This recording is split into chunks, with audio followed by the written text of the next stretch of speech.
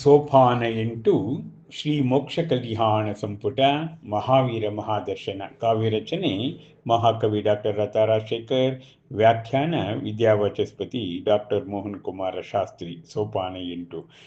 ಶೋಭಿಸುವಂತೆ ಚಕ್ರವರ್ತಿಯೋ ವಜ್ರಾಭರಣಗಳಿಂದಲೀ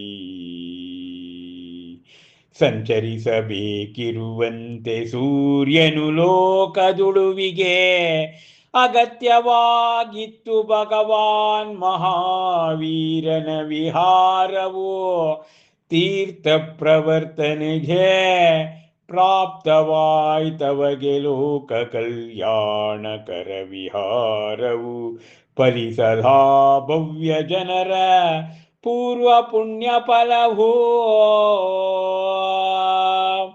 ಒದಗಲಿಂತು ಜಿನೇಂದ್ರನ ಸಮುಚಿತ ವಿಹಾರವು ಆಗಮಿಸಿದನಲ್ಲಿಗೆ ಆ ಅಜರೇಂದ್ರನು ಸಕಲ ಸುರರೊಡನೆ ಅರಿತು ವಿಷಯವನು ತನ್ನ ಅವಧಿ ಜ್ಞಾನದಿಂದಲೇ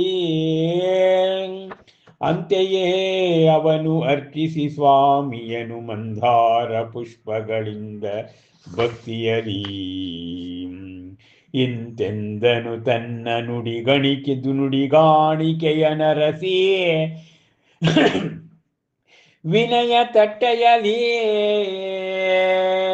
ಜಿನದೇವನೇ ತ್ರಿಲೋಕನಯನನೇ ವೃದ್ಧಿಸಿಹುದು ಲೋಕದಲ್ಲಿ ಅನೀತಿ ಅಜ್ಞಾನಗಳು ಅಧಿಕಗೊಂಡಂತೆ ಹೊಲದಲ್ಲಿ ಬೆಳಗಿಂತ ಕಳೆಯುವಂತೆ ಅಡಿಸಿ ಲೋಕಿಗರ ಎದೆ ಕತ್ತಲನು ಬೆಳಗಿಸುವ ನೀನು ಜ್ಞಾನದೀಪ್ತಿಯನು ಅಂತೆ ನೀನು ಕೈಕೊಂಡು ಪವಿತ್ರ ವಿಹಾರವನು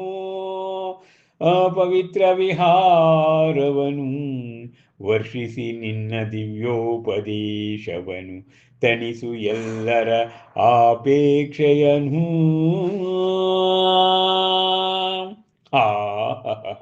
ಮಹಾವೀರ ಮಹಾದರ್ಶನದ ಮೋಕ್ಷ ಕಲ್ಯಾಣ ಸಂಪುಟದಲ್ಲಿ ಹೀಗೆ ಹೇಳುತ್ತಿದ್ದಾರೆ. ಲೋಕದ ಉಳಿವಿಗೆ ಸೂರ್ಯ ಸಂಚಾರ ಮಾಡಬೇಕು. ಅದೇ ರೀತಿ ಅಂದಿನ ಜಗತ್ತಿನಲ್ಲಿ ಉಳಿವಿಕೆಗಾಗಿ ಆ ಕಾಮ, ಕ್ರೋಧ, ಮೋಹ, ಮದ ಮಾತ್ಸರ್ಯಗಳಿಗೆ ಬದ್ಧರಾದ ಜನತೆಗೆ ಮಾರ್ಗದರ್ಶನ ಮಾಡಲಿಕ್ಕೆ ಮಹಾವೀರನ ವಿಹಾರ ತೀರ್ಥ ಪ್ರವರ್ತನೆ ಅಂದರೆ ಅವರ ಸಮವಸರಣ ಒಂದು ಕಡೆ ಇದ್ರೆ ಅಲ್ಲ, ಎಲ್ಲ ಕಡೆಯೂ ಕೂಡ ಹೋಗಿ ಧರ್ಮೋಪದೇಶವನ್ನ ಮಾಡಬೇಕು. ತೀರ್ಥಂಕರರ ಕೆಲಸವೇ ಅದು. ತೀರ್ಥಂ ಧರ್ಮಂ ಕರೋತೀತಿ ತೀರ್ಥಂಕರಾಹ. ಅದರಿಂದ ಪೂರ್ವ ಭವ್ಯ ಪುಣ್ಯದ ಫಲದಂತೆ ಆ ವಿಹಾರವಾಗಬೇಕು ಅಂಥೇಳಿ ಜಿನೇಂದ್ರನ ಸಮುಚಿತ ವಿಹಾರ ಆಗಮಿಸ್ತು. ಆಗ ಅಜರೇಂದ್ರ ಅಂದರೆ ಸುರೇಂದ್ರ ಸಕಲ ದೇವತೆಗಳೊಡನೆ ಬಂದು ತನ್ನ ಬಂದು ಮಹಾವೀರ ಕೇವಲಿಯನ್ನ ಕೇಳ್ಕೊಳ್ತಾರೆ. ಅವಧಿಜ್ಞಾನದಲ್ಲಿಯೇ ಆ ಸ್ವಾಮಿಯನ ಮಂದಾರ ಪುಷ್ಪಗಳಿಂದ ಅರ್ಚನೆಯನ್ನು ಮಾಡಿ ಹೇಳ್ತಾನೆ.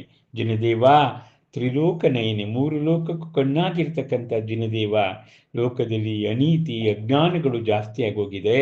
ಆದ್ದರಿಂದ ಲೋಕಿಗರ ಎದೆ ಕತ್ತಲಲ್ಲಿ ಬೆಳಗಿಸ್ಬೇಕು.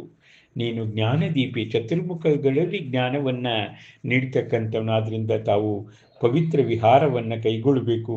ನಿಮ್ಮ ದಿವ್ಯೋಪದೇಶ ಇಡೀ ಭರತಖಂಡದಲ್ಲಿ ಪಸರಿಸಬೇಕು ಎಂಬತಕ್ಕಂಥ ಅಪೇಕ್ಷೆಯನ್ನು ಸುರೇಂದ್ರ ಮಾಡ್ತಾ ಇರ್ತಕ್ಕಂಥದ್ದನ್ನು ಇಲ್ಲಿ ಬಹಳ ಸುಂದರವಾಗಿ ವರ್ಣನೆ ಮಾಡಲಾಗಿದೆ.